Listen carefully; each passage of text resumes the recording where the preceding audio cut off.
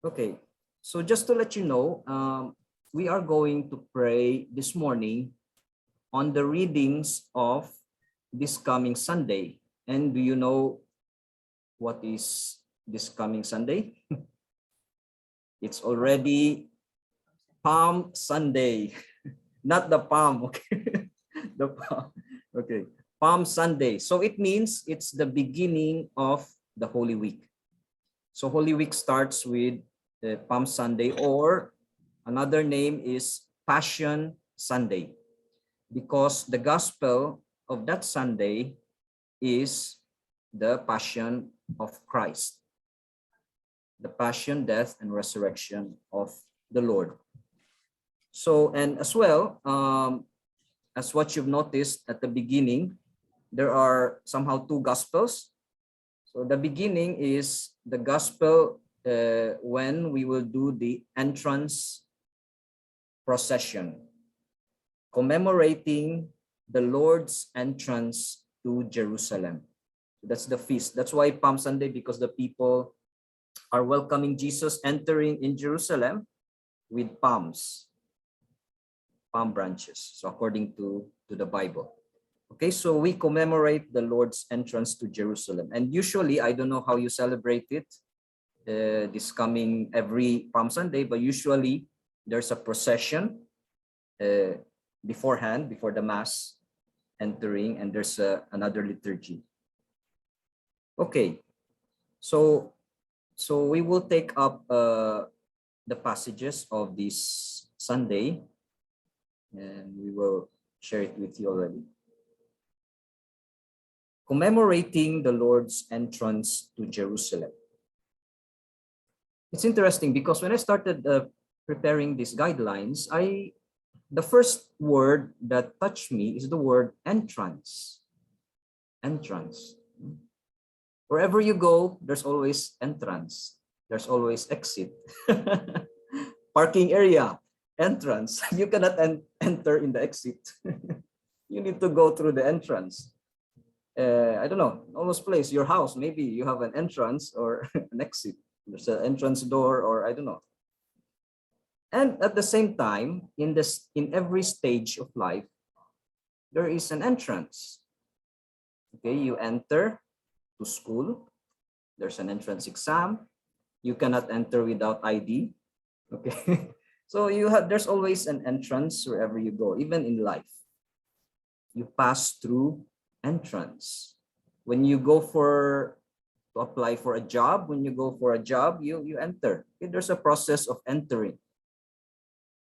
In married life as well, okay, there's a process of entrance. you know better than me, no? So what are all those? New stage of life. When you enter in a new stage of life, vocation, some of us here are missionaries or just starting. So when you start a vocation, so there's a process of entrance. But it's interesting because when you enter this process, you will never be the same. I don't know if you agree with me. You will never be the same when you go out. Okay, when you pass through every entrance, will never be the same. You're married already. You cannot be single again. Okay, when you enter something, you can never. Always there is something that has changed in you. There's always something you bring. There's something you learn. So this feast, well, this celebration, this coming Sunday, is Jesus entered Jerusalem. And Jesus knows what awaits him. Jesus knows what awaits him. He entered Jerusalem and he knows what will happen to him. He didn't enter Jerusalem blindly. Okay, just, I like Jerusalem, so I want to go there. And no, he knows specifically what he is going to go through. He knows that this is his goal. The whole of his life, this has been his finish line. This has been his goal. He was awaiting for this moment. This was his moment. His hour has come. His passion, death, and resurrection. And he has to pass through this path. He has to enter Jerusalem. But I believe Jesus was not only thinking on what he's going to do. I believe Jesus entered Jerusalem because he wants to bring salvation to all of us. He knows this. He has a very clear intention. And it's interesting because Jesus himself entered willingly. He entered willingly. It reminds me of the passage of John chapter 10, verse 1 to 2. If you want to check that passage, John chapter 10, 1 to 2. Allow me to read. Truly I say to you, anyone who does not enter the sheepfold by the gate, but climbs in some other way, is a thief and a robber. But the shepherd of the sheep enters by the gate. I was touched by this passage. It reminds me of this Jesus entering Jerusalem. He enters as a shepherd. He's not a thief. I like so much how he entered because Jesus prepared. He didn't hide when he entered Jerusalem. He didn't, try at the back door, try to sneak in. He really prepared. He was not afraid to enter Jerusalem. He knows what will await him. He knows he will be persecuted, killed, and all that. But he was not afraid. He prepared even. He asked the disciples to get a colt, to people to prepare palms, and I don't know, no? And even he organized a choir for his entrance. No, the disciples, they were, it specifically says there, it's not the people, the disciples were the first one who started to sing. Okay, so he prepared a choir for his entrance. So it was bongga talaga. No? And for me was really the image of a shepherd. He's not afraid to enter through the gate, not on the back door, because he's not a thief. I am not afraid to enter through your life. I am not afraid to go through the Paschal mystery for you. Instead, I wanted so much to do it. I want so much to do it. I want to conquer your heart. Jerusalem is like our hearts. I want to conquer your heart. I want to enter. I know how many walls, like Jerusalem has many walls. I know how many walls we have been building with our lives. Walls to protect us, walls to hide us. I know, and I want to break down those walls. I want to enter through your fears, through your resistances. So, and I love Jesus so much because the way he entered, he didn't come as a threat. It's a threat. No? He didn't come with with armor, with weapons. How did he enter? He entered with humility. You know the story, how it is. He entered with humility. The image of the donkey, the colt. He entered with humility. The children was with him, following him. And it brought me to the word humility. You know what is the meaning of humility, right? The root word of humility is humus. Humus means soil, not soil. So that's why it's called humility, to become the truth. Jesus entered in humility to show me and you who we are. We are human beings. And he became like us, lower, even lower than us, not a threat, but he entered with humility. And this image is shown in the second reading of today. The second reading of today is Philippians chapter 2, 6 to 8. Philippians chapter 2, 6 to 8. He emptied himself, taking the form of a slave, coming in human likeness, and found human in appearance. He humbled himself, becoming obedient to the point of death, even death on the cross. This is how Jesus entered. He humbly entered through this process of humility. And not only humility, and not only that, because I can be humble, but Jesus completed the process. He went through the very end. So in the second reading, it's very clear. No? He humbled himself, becoming obedient to the point of death. So he went to the very end, even to the cross. So I have a question for all of us, okay, for myself as well.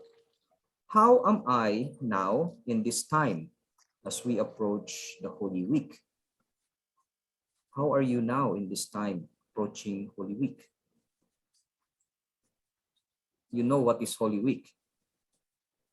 Question is, am I ready to walk with him all the way through the end? All the way through the end.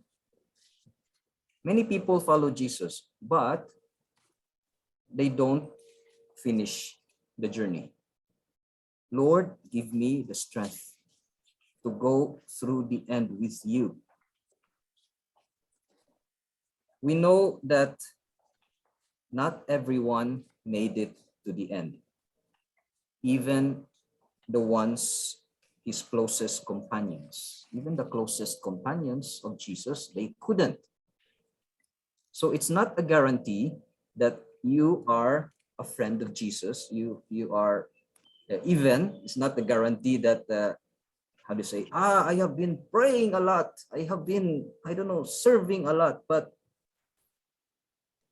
are you able, are you able to go with him up to the end? When we look at the Holy Week, we have read the gospel, all the passion narrative. There are only few people who witnessed the Paschal mystery up close and personal. Okay, so really, only few. Who are those? You can name them. The thief, the thief. Who is that guy? I mean, it's the first time Jesus knew him, maybe. Just beside him, crying in pain. Ah, who's this guy? And then he was able to witness Jesus up close and personal. Wow. Who are those people who went with Jesus? They were not the closest friends of Jesus. Where were the disciples? You know the story. They ran away. Some of them at the end of the gospel says the women that were following Jesus were there, but they were at a distance. They were at a distance, looking from a distance. Maybe they have a telescope, no? Looking at Jesus there so far. So this is the invitation for you and for me in this coming Holy Week. Do not be afraid to walk with Jesus up close and personal. Walk with him. Walk with me. So allow Jesus to invite you to call, walk with me. Walk with me in this time of the Holy Week. Walk with me closely. I need you close to me, especially in this time. I need you close to me. Lord, my prayer, Lord, I want to see you. I want to be with you, not from a distance. Help me to be truly your friend, who never stays at a distance when difficulties come. When good times happen, I am very close to Jesus. The banquets, the time of banquets, eating, Jesus during those times, oh, I am there, also dancing and being with the people. But what about those times when Jesus, the moments of suffering? Jesus is asking us, I need you close to me. So I don't know how you celebrate Holy Week. When I just remembered, allow me to share with you just as a Filipino, okay, Filipino Catholic. I don't know about you, but before becoming missionary, how I celebrated Holy Week really was just at home. That's what I do. We never went out because we're afraid to go out. So don't go out.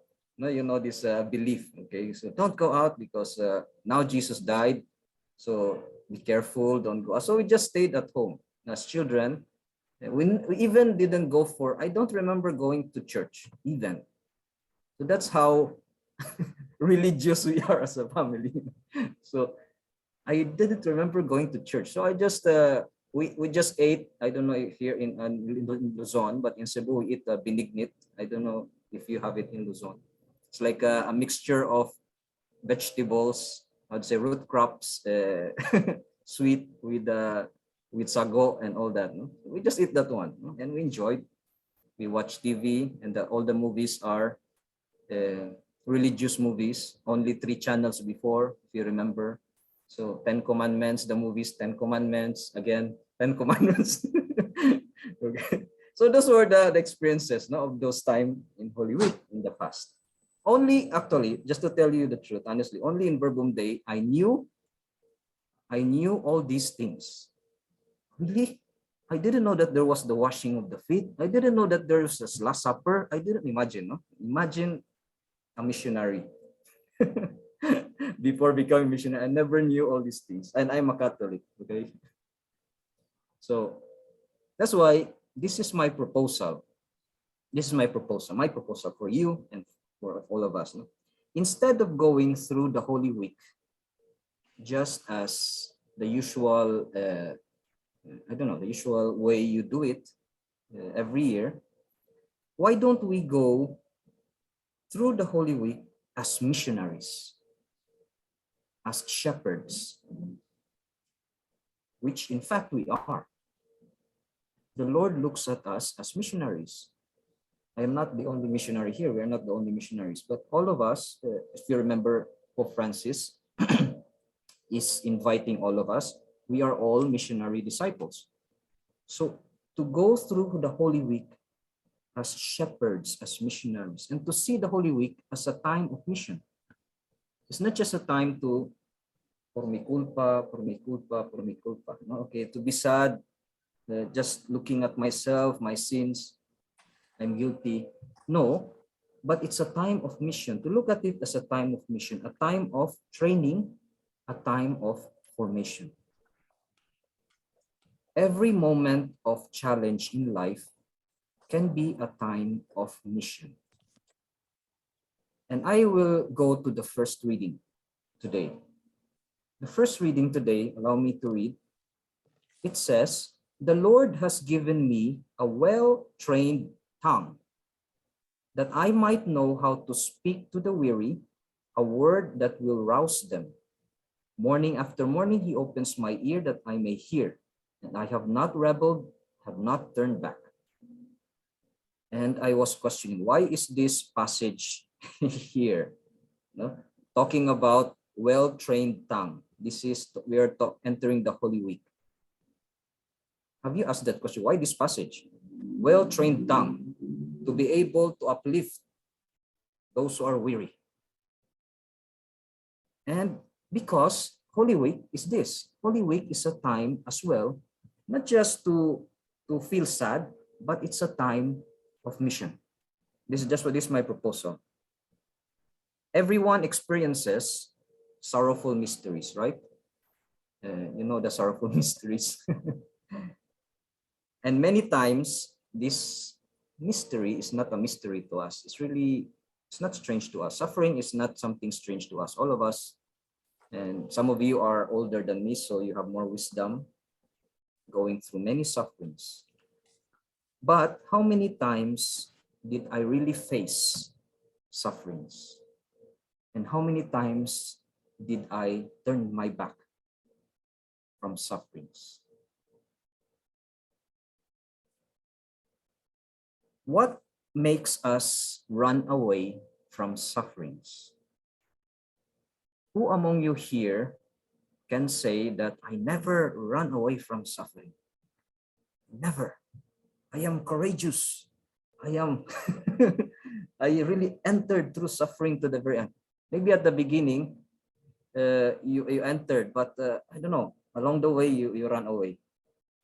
What what makes us run away from many sufferings in life? And in the passages today, there are some words that shows us why we run from sufferings. And that those words, I will just repeat them: disgrace and shame. Disgrace and shame. When we feel that we commit a mistake, when we feel that we sin, we fall down, what comes out? Shame. We feel ashamed, really. In front of God, in front of others, we feel ashamed. We feel ashamed. In front of our mistakes and limitations. I will share to you a testimony of, I have been 3 years with David in Vietnam. And I'm touched really by many testimonies of people, even Vietnamese people. And in Vietnam, there are not so many Catholics. So it's normal that you meet people who don't believe in God at all, doesn't know God, and of course other religions, Protestants, and of course normally the mission. So I'll share to you one testimony of my Vietnamese teacher. My Vietnamese teacher, she's married already with children, and they know about Catholics. Usually the Vietnamese people, even though they don't believe in God, they know about Catholics. So who are these people? They exist. They know that there's a group of people that exist called Catholics. So that is the minority there. So this teacher was my Vietnamese teacher, one of my Vietnamese teacher. And when she knew that we are missionaries, she was really so touched when she knew our stories. Like, what? You left your family? Just that word. You leave behind your family just to follow God. Wow, they really touched by that. That image really touched her, to the point that she started to support us. She does not believe in God. She has no religion, but she started to support us. She even asked me, please, because I was studying Vietnamese in the university, and every class, every semester is very expensive, really. It's very expensive. 2 months and you have to pay a lot of money. So when she asked me, oh, are you going to study Vietnamese again this year? So, no, I don't have money now. No, maybe another time. I need to look for a job and all that. Okay. And then she said, no, just sit in the class. No, don't worry. I will tell the teachers who you are, and just sit in the class and join the class. So for 1 year, imagine, for 1 year, I feel really ashamed because your classmates, of course, they paid money for the thing. And then I was there at the back, but I tried my best to study, knowing that somebody is really supporting me. And after we studied the university during the pandemic, so all the schools were closed. She said, no, I will support you. We will continue to study Vietnamese in a coffee shop. No, let's meet there in the coffee shop. So me and another sister, another congregation, she knew also that we are Catholics. So she started to support us, teaching us. And then one time she said, do you know why I do this to you? Because really, I believe in your mission. I believe in your mission. And I was surprised that, my goodness, this person who is no religion, don't believe in God, believes more the mission than me many times. Because we were there like disappointed. How can we get vocations here in Vietnam? And then she believed in our mission. She wants us to continue. So for me, that testimony really makes me ashamed. Example of shame. Because I am the missionary, but many times my faith disappears. My faith is very, very, very little compared to that teacher. So for me, that's very interesting, because Jesus many times is giving himself. through people. Jesus humbly accepts our limitations, even though we don't believe him many times. He continues to enter our Jerusalem. Even though many times I run away from the truth, I run away from my sufferings, Jesus continues to give us grace after grace. So you know yourself personally. I will not tell you how you are, but you know yourself. Only God and you know how you truly are, each one of us. Beyond appearances, because there are many things that is there beyond appearances. I can appear okay. Like every time I ask, I teach English in Vietnam. So every time I ask my students, how are you? How are you? And they say always, I'm fine, thank you. It's like a automatic sentence, no, with thank you. I'm fine, thank you. And they will always say, and you? So how are you? I'm fine, thank you. And you? So my goodness, no, I have to answer back. So it's like a normal thing in Vietnam. So beyond appearances, many times we look fine outside, but beyond all this, we know how we are. So I have a question. What are you ashamed of before God? What are you ashamed of in front of God? Some of those things that perhaps until now, you cannot forgive yourself. Cannot forgive yourself. So that's why I would move forward to the gospel.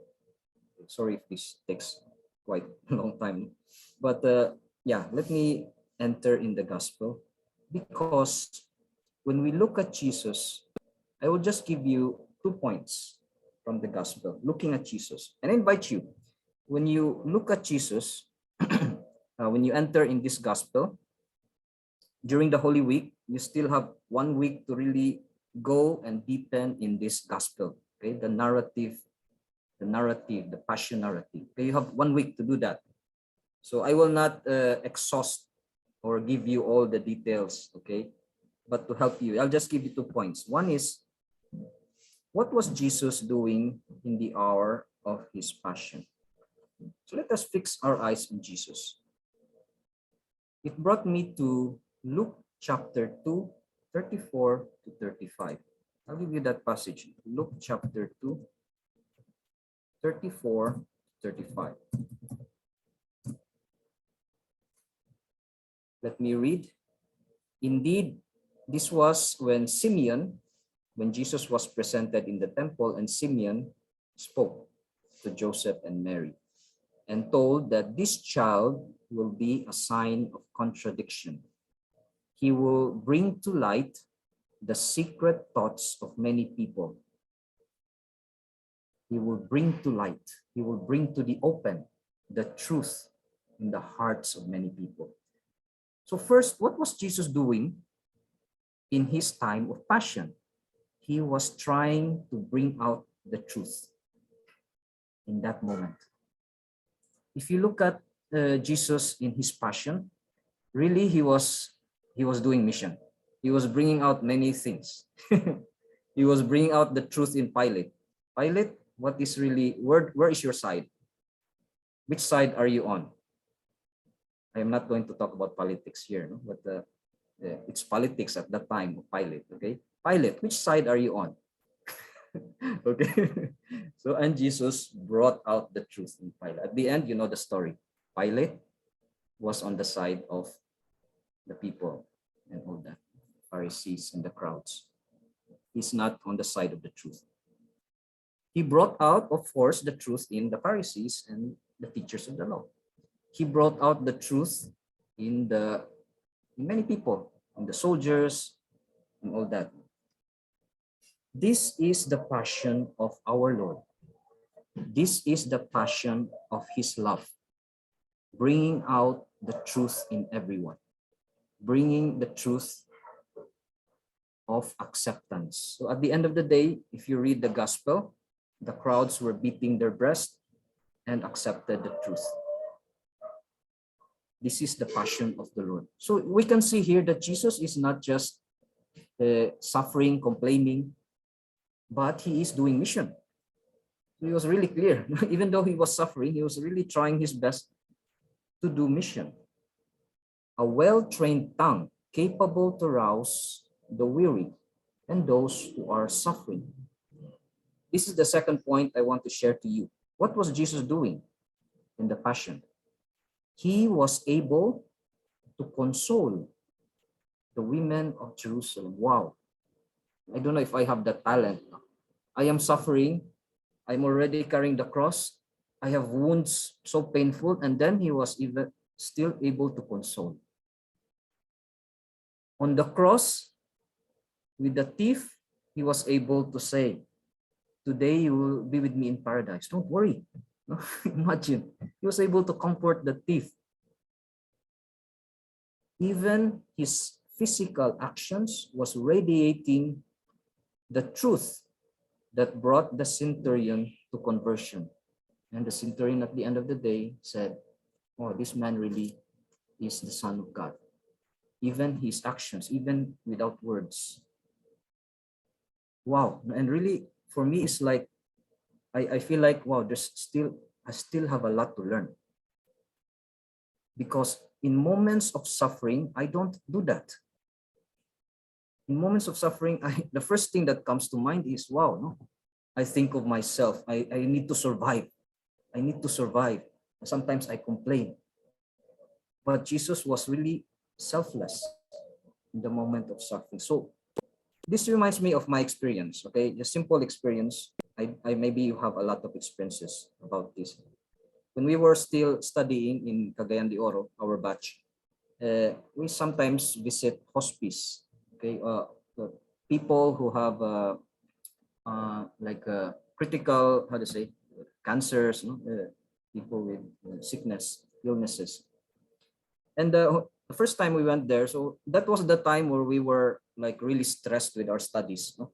Imagine, no, theology, blah, blah, blah, and sometimes we fight in the community because we are still different, international and all that. So one time we went together to a hospice and visit these people. So when we entered the place, so once again, the entrance, and there was a woman was smiling and welcoming us and really, wow, like encouraging us. Oh, you are seminarians, you are blah, blah, blah. They're so happy.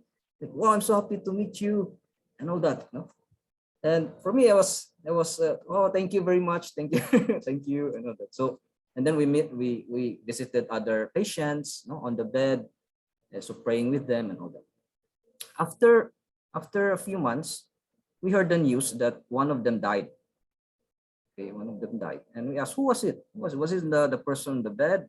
No, the one who welcomed you. And I said, what?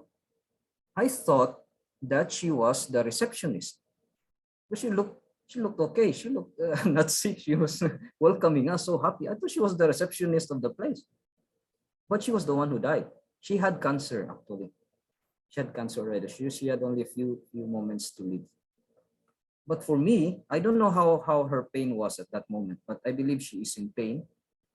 But in that moment of pain and suffering, she was able to welcome us, to smile, to encourage us in our vocation.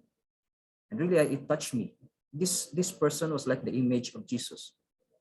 In the moment of his passion, he was doing mission. He was encouraging. He was lifting up people. And this for me really is a mystery, and it's a great call. So my invitation today, let us listen from Jesus inviting you. Come with me. Come with me in my same passion of love. I am loving in the Holy Week. Come with me. Learn from me. Allow the Lord to lead you through to the very end. And I invite you to read today the Passion narrative. It's a long gospel, but I invite you to read it slowly and put yourself there with him And let Jesus teach you and love you in those few words and in his actions. So we have the whole week to do it, but at least today we start to do it. Okay, so I leave you in prayer. I leave you with Jesus. Let him take charge, be in charge in this time of prayer, and allow him to tell you the message that he wants you to do, to prepare for this Holy Week. Space, so I leave you with that, and then let us have this time of silence and prayer.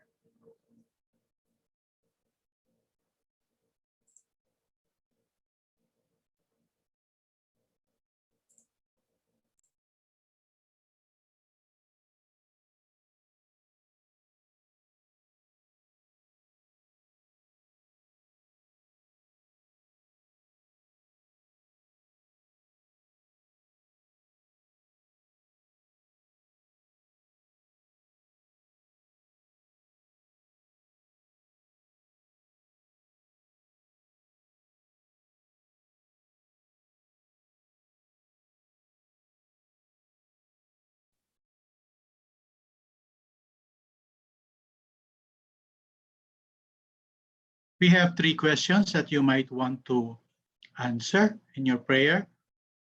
First is, what struck you from the guidelines given? And you can start your prayer from there. And then read the passages given and listen to what the Lord is telling you. The third one, how can you walk with him more closely in his passion during the coming Holy Week? And the fourth one, are there particular persons whom the Lord is asking you to accompany or lift up from their challenging situations?